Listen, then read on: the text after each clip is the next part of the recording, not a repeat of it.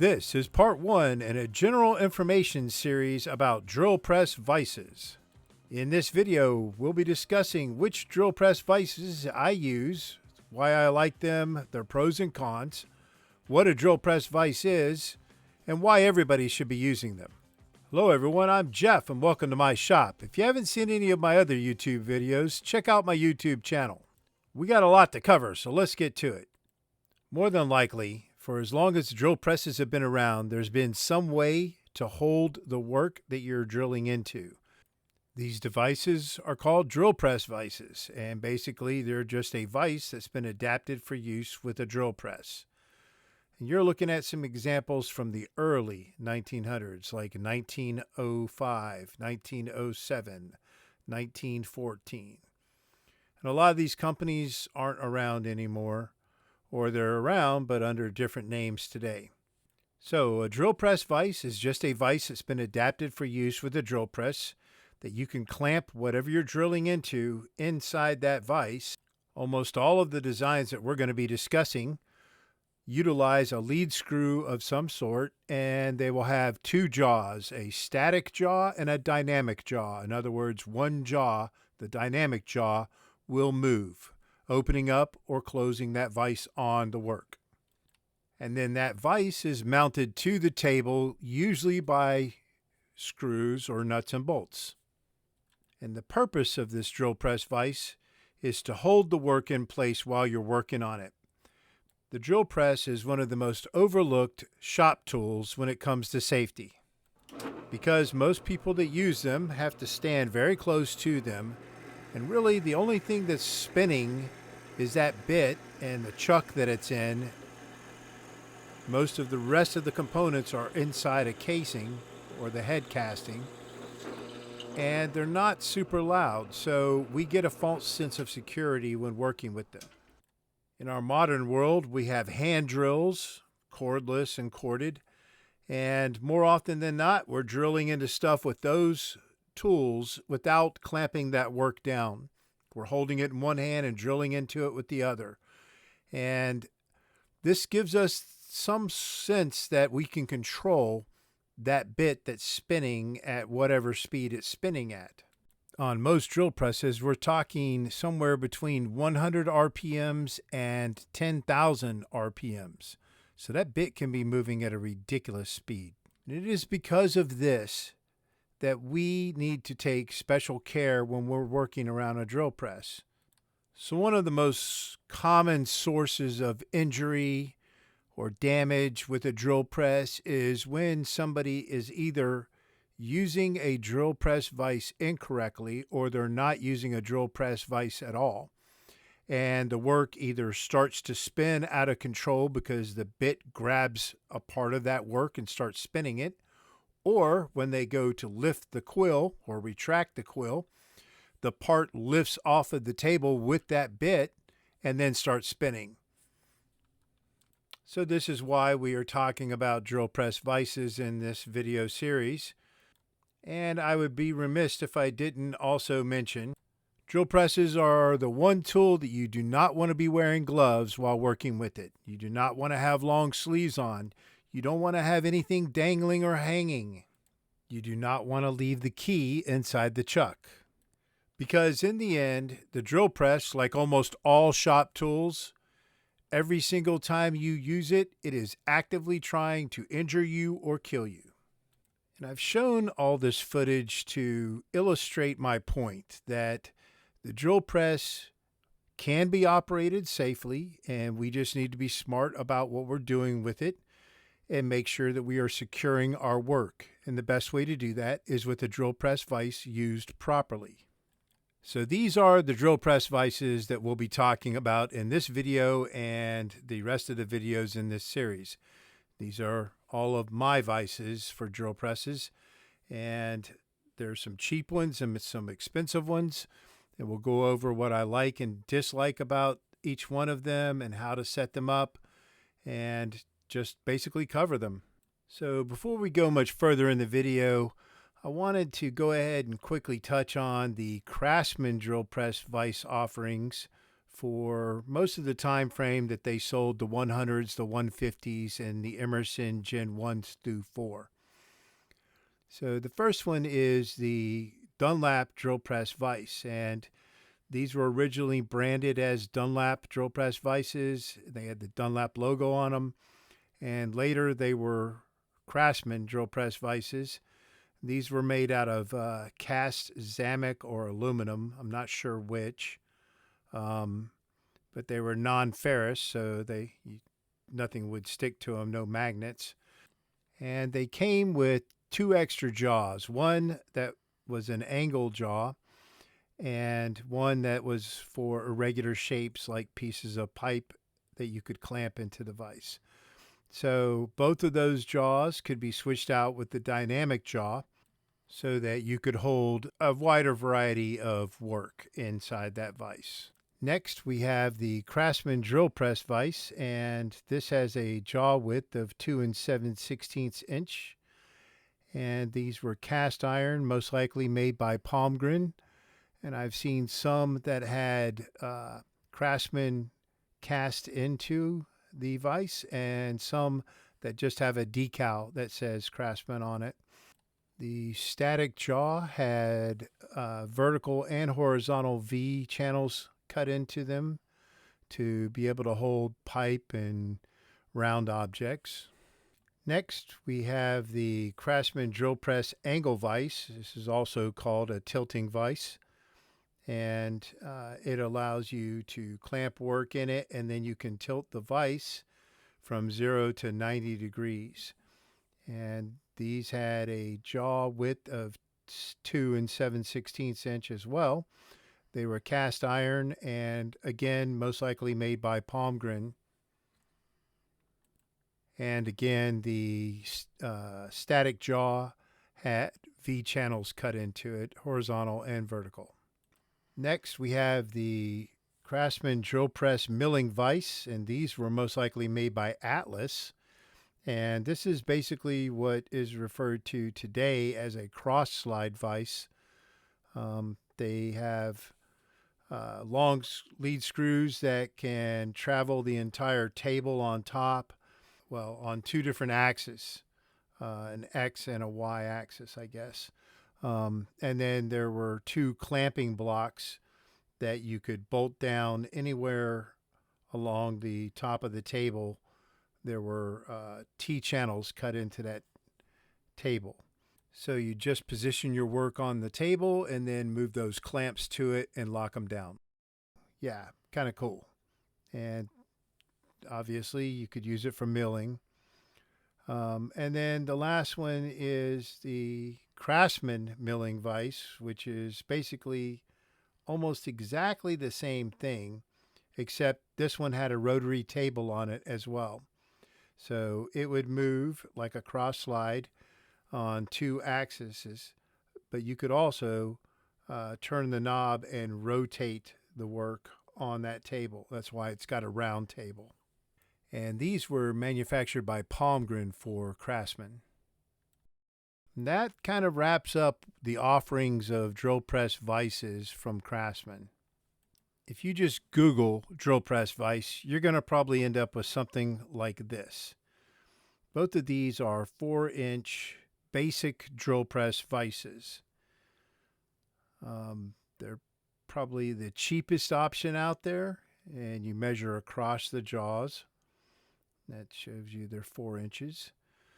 They both have a lead screw and the dynamic jaw. You'll see it moving here.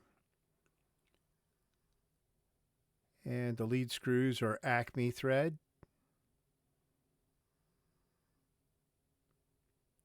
One of these, that Bessie on the left, is made in China. And the one on the right that has no brand name on it was made in Taiwan.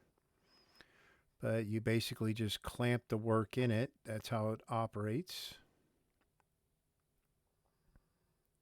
Whenever you're drilling into stuff, you want to be mindful of what's below the work. And in this case, you have a small channel there that the drill bit can penetrate through. And there are slots on the sides where you can bolt it to the table. So both of these are basically the exact same thing. And the jaws on these two vices are flat.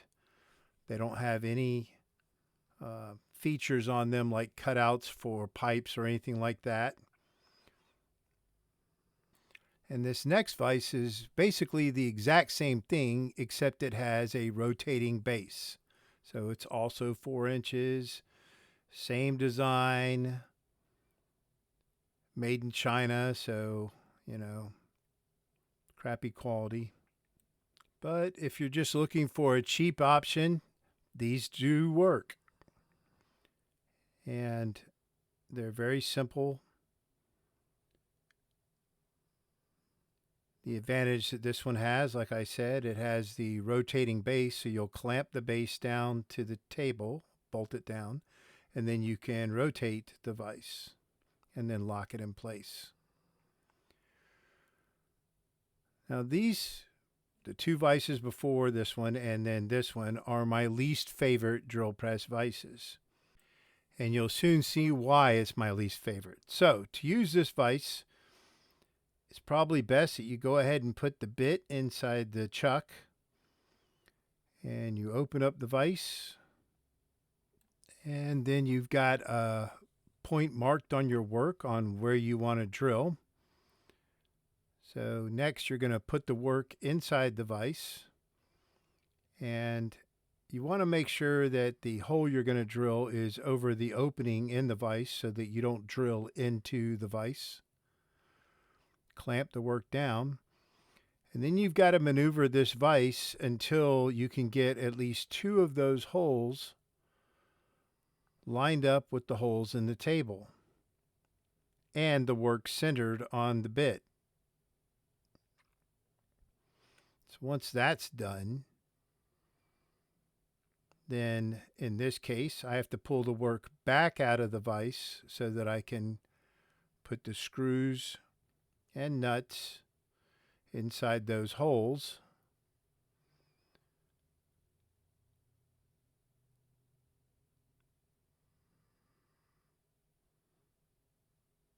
And then we've got to clamp all of that down.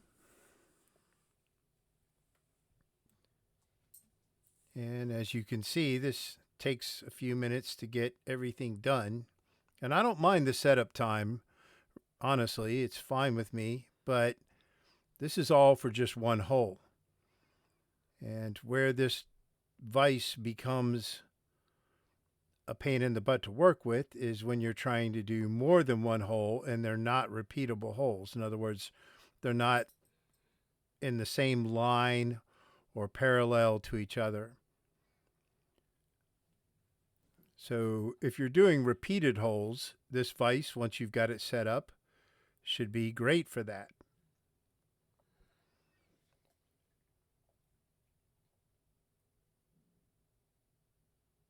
So now we'll take wrenches and ratchets and sockets and tighten this sucker down. Now you might be able to get away with just one screw holding this thing down, but I would say that that's going to open up the propensity for it to start to spin. Maybe not completely out of control, but you probably could break a bit or injure yourself if it does start to spin. And this is the reason why a lot of people don't bolt their vices down, because this is such a pain in the butt with this type of vise. And it's one of the reasons why I don't like this vise. But like I said, if money is an issue, you can pick one of these up for probably $20 at Harbor Freight or someplace like that. And if you just need a vise to be safe and you don't mind taking the time to constantly reset it for each hole, then by all means, this is the cheap option for you. Of course, you could always just clamp the work to the table with some quick clamps or bar clamps, and that would be just fine. I've done that with plenty of projects, especially when these were the only vices that I had at the time, and I hated using them. So clamping the work down was easier and faster for me. So now that we've got the vise bolted to the table, we can put the work back in there. Make sure it's clamped down in the vise. Make sure that everything is lined up properly. And if it's not, then we need to loosen those screws and nuts and shift the vise a little bit.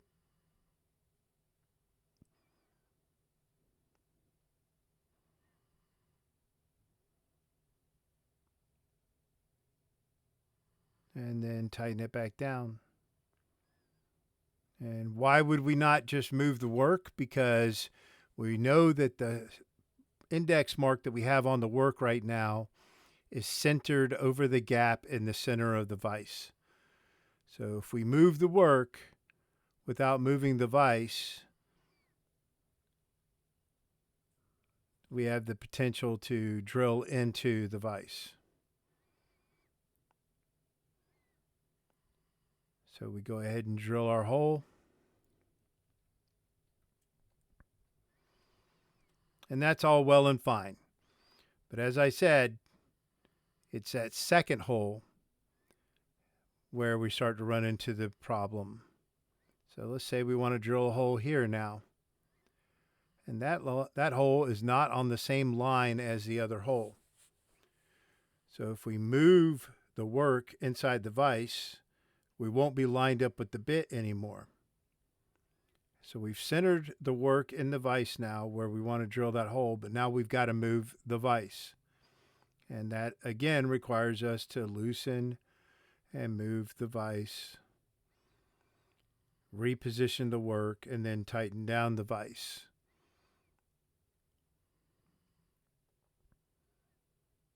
And this is not an extreme example. This is an everyday thing that I do, drilling multiple holes in stuff that are not aligned next to each other, parallel. And so these vices just don't work for me. I hate using them. And I can't tell you how many videos I've watched on YouTube where somebody is using one of these vices and they don't even have it bolted down. Well, what's the purpose of the vise then? I mean, hell, you may as well just hold on to the work with your bare hand. There's no different. And I'm sure somebody's going to put in the comments, well, the vise may weigh something, and so it would help secure the work because of its weight. And, you know, truckers have this thing called God and gravity, where they don't strap down their loads properly. And then that's when you see those big accidents on highways where they took a curve too tight and all the 2x4s come sliding off of the flatbed on the back of that 18-wheeler. God and gravity do not hold things in place. The forces applied by that small little bit, moving at 2,000, 3,000, up to 10,000 RPMs, will overcome that weight of the vise easily. So that covers the basic drill press vise, its pros and cons, and why I don't like it, but I have several of them because they're cheap and they came with a drill press when I bought a drill press. So the next vise we're going to talk about is the angle vise or tilt vise. You can see that the jaws on this are 2 7/16. And this one, no brand on it. It was made in Japan. You can see the Japan stamped on the side there. So on the angle vise, you have a protractor. It's not super useful, but it's there. And then you align that with an index mark there. You can open up the jaws, and this vise has a mounting hole in the center, so you could bolt it to a table or to a rotary table or something like that. You'll see the V notches there for holding something round like this piece of pipe.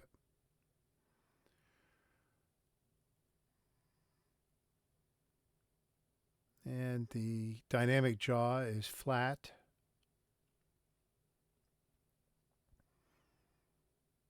And this has an Acme screw as well. So this was most likely made by Palmgren. I can't guarantee that it was. A lot of companies made them. And this may have actually been a Craftsman branded one. I don't know. It was in such horrible condition when I got it before I cleaned it up and painted it. So there was no decal or anything like that on there. So you loosen up these two side screws to be able to raise the vise up, and you can look at the protractor on the right side of it and set it at a specific angle. Right there.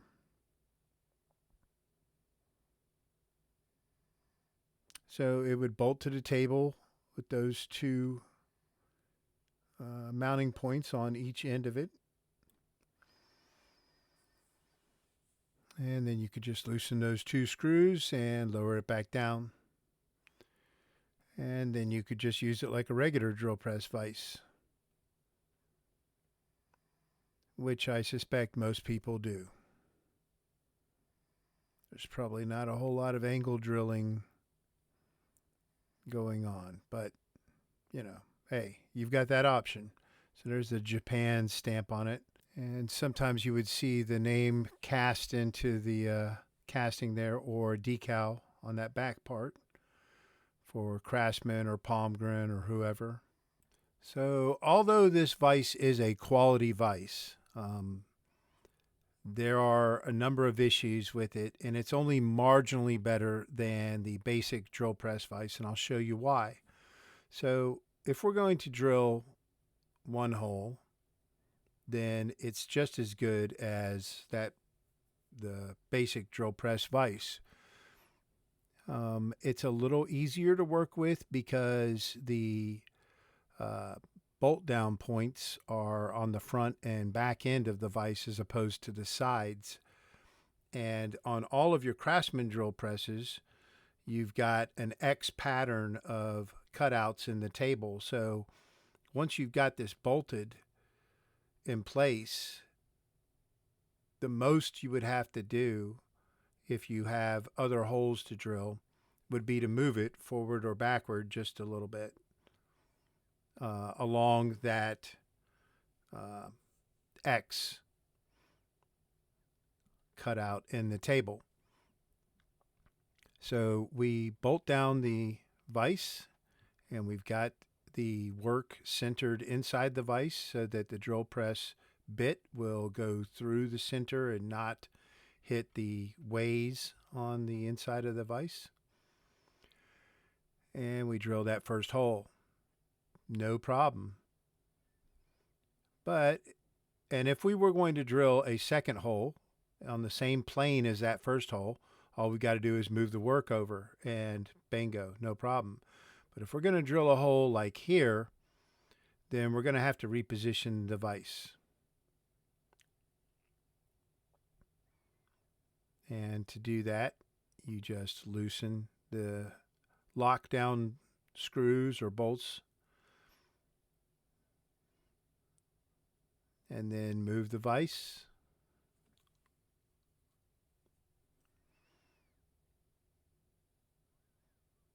Along that axis that it's currently on.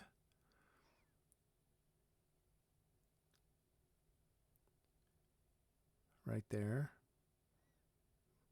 Line it up.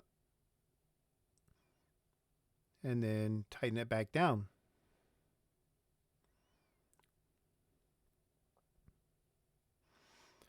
So up to this point, we've been using this vise in its 0 degree tilt angle. So it's completely flat. We get into a number of issues when we decide we're going to tilt the vise. Now, this vise is specifically made for tilting. And to do that, you just loosen these two side screws and raise it and tilt it to the angle you want. In this case, I've got it at about 45 degrees. And then we tighten down those 2 screws.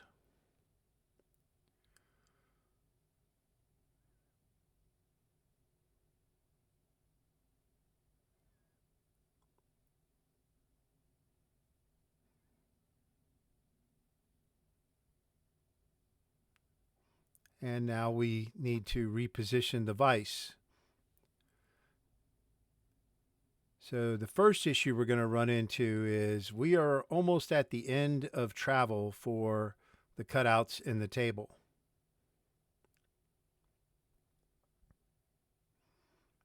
You can see at the bottom of the screen, there's only about a ½ inch left of travel. So we're going to have to remove that screw completely.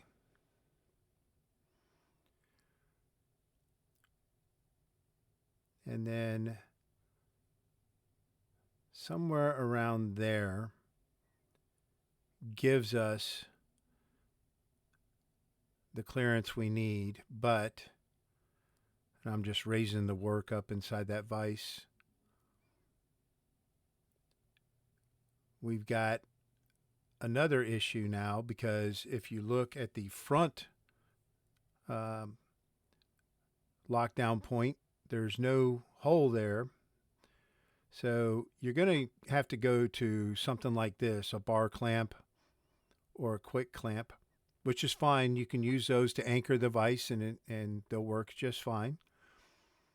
But the second problem we've got when we start working at an angle is that depending on how wide the work is, when you penetrate through that work, you stand a high chance that you're going to hit the static jaw with the drill bit.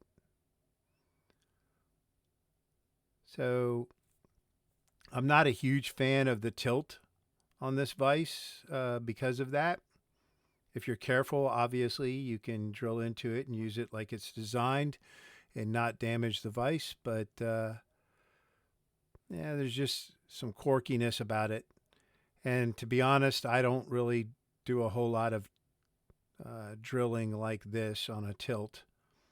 Some people might, but it's not something that I do every day. So I would use this vise just in the flat configuration, the 0 degree configuration like it is now.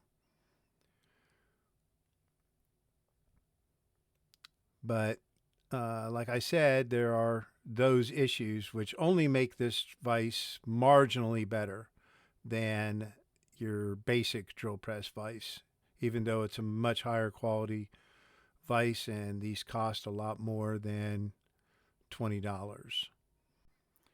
But that's going to wrap up this video. I hope you enjoyed it. If you did, please like and subscribe. And the next video, we'll go over more of these vises and how to set them up and use them and their pros and cons. As always, I appreciate the support. And if you have any questions, leave them in the comment section below. And I will see you next time.